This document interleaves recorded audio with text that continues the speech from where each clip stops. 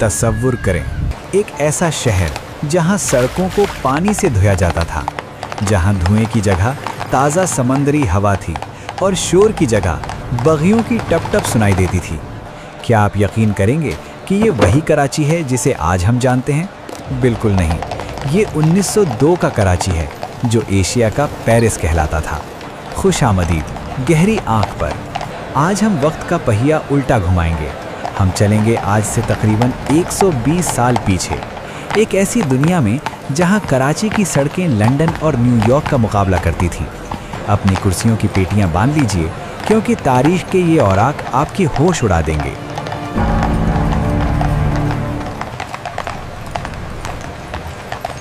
साल था 1902।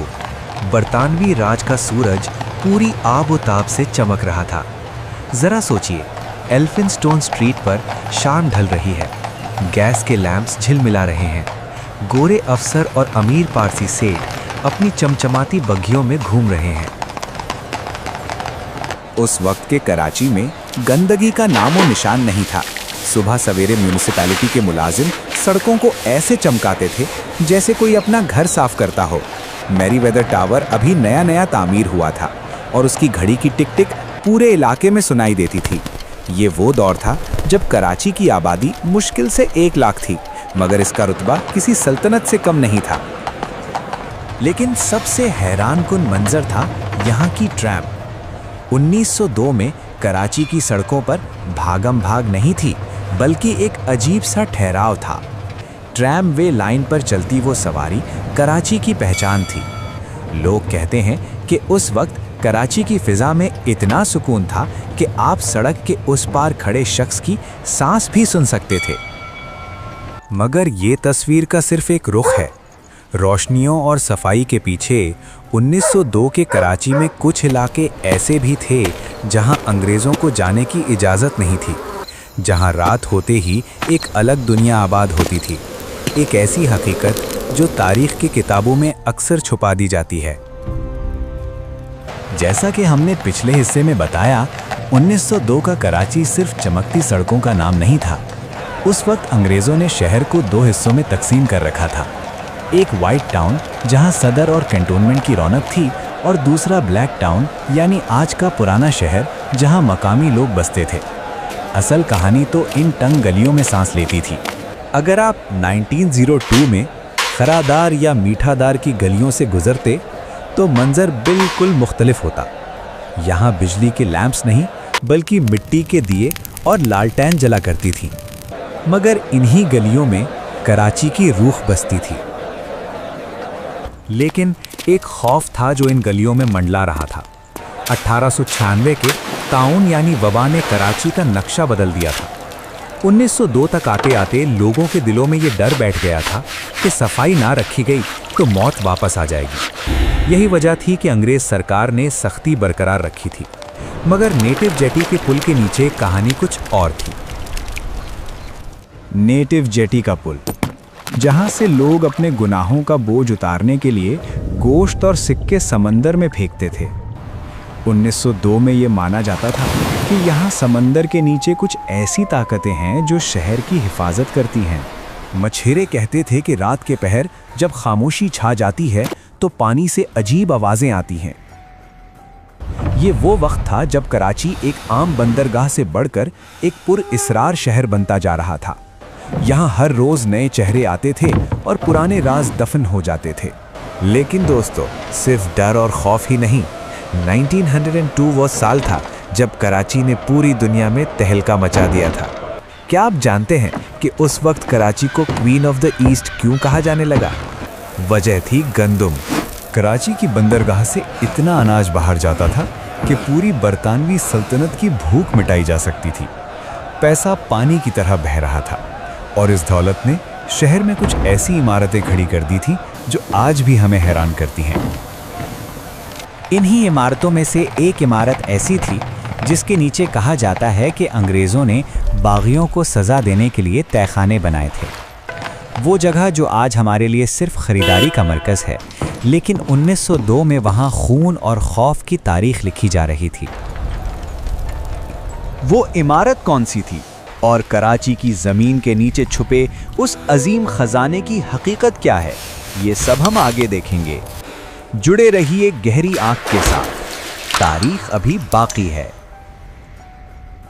वो इमारत कोई और नहीं बल्कि कराची की शान एम्प्रेस मार्केट थी।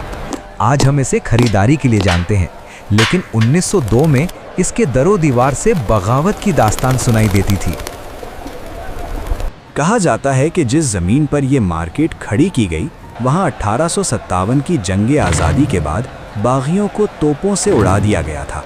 अंग्रेज़ों ने ये आलीशान मार्केट उस खून आलूद माजी को छुपाने के लिए बनाई थी। 1902 में जब यहाँ सुबह का बाजार लगता था, तो अंग्रेज़ मेम साहिबाइन यहाँ से ताज़ा फल खरीदती थीं, बेखबर उस हकीकत से कि उनके पैरों के नीचे तारीख दफन है। एम्प्रेस मार्केट से निकलकर अगर हम थोड़ा आगे बढ़ें तो सुनाई देती थी नॉर्थ वेस्टर्न रेलवे की सीटी। ये 1902 का दौर था, जब कराची स्टेशन पर काले धुएं वाले इंजन्स की हुक्मरानी थी। ये रेलवे लाइन कराची की रगें थीं। पंजाब की गंदम और कपास इन्हीं पटरियों के जरिए कराची की बंदरगाह तक पहुंचती थी। कैंट स्टेशन का मंजर किसी मेला से कम नहीं होता था। एक तरफ यूनिफॉर्म में मलबूस गोरे टिकट कलेक्टर्स और दूसरी तरफ पूरे हिंदुस्तान से आए हुए मजदूर और ताजिर। ये वो जगह थी जहां मशरिक और मगरिब का मिलाप होता था। लेकिन शहर का एक हिस्सा ऐसा भी था जहां आम आदमी का दाखला ममनू था। सिंध क्लब और कराची जिमखाना।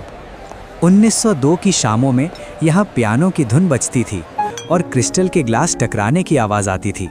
यहाँ रहने वालों को लगता था कि बरतानवी राज कभी ख़त्म नहीं होगा। उनकी दुनिया में सुकून था, दौलत थी और लग्जरी थी, मगर उन्हें खबर नहीं थी कि वक्त करवट लेने वाला है।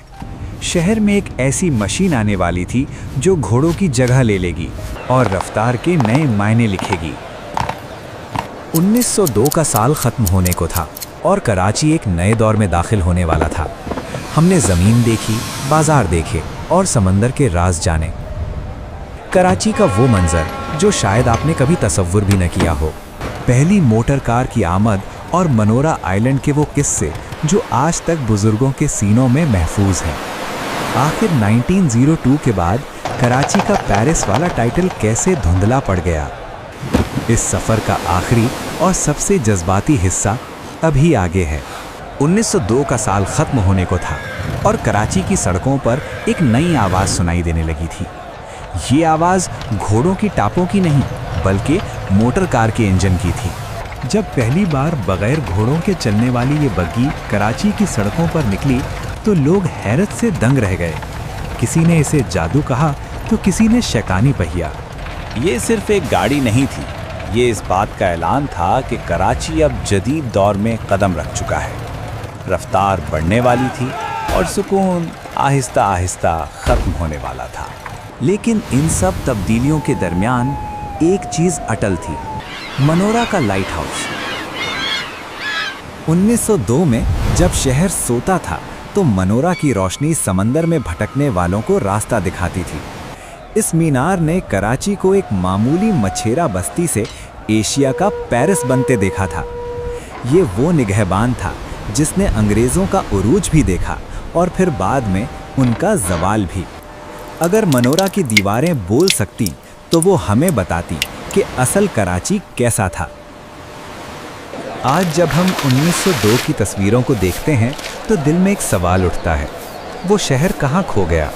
वो सड़कें जो पानी से धुली जाती थीं, वो डिसिप्लिन, वो नज़ाकत, क्या वो सिर्फ अंग्रेज़ों के साथ चली गई? कराची वही है, समंदर वही है, हवा वही है, मगर शायद हमने उस एहसास को खो दिया है जो इस शहर को अपना घर समझता था। 1902 का कराची हमें ये याद दिलाता है कि ये शहर सिर्फ ईंटों और पत्थरों का ढेर नहीं, बल्कि एक जिंदा तारीख है। तारीख के सफ़र में हमारे साथ चलने का शुक्रिया। माजी के दरीचे बंद ज़रूर हो जाते हैं, मगर उनकी रोशनी हमेशा बाकी रहती है। शायद किसी दिन हम अपने कराची को फिर से वैसा ही शानदार बना सकें। उम्मीद है गहरी आँख की ये कोशिश आपके दिल में उतर गई होगी। अगर आपको ये वीडियो पसंद आई तो लाइक करें और कमेंट्स में बताएं कि आप अगला सफ़र किस शहर या किस दौर का करना चाहते हैं। गहरी आंख से इजाज़त दीजिए। अल्लाह हाफिज़।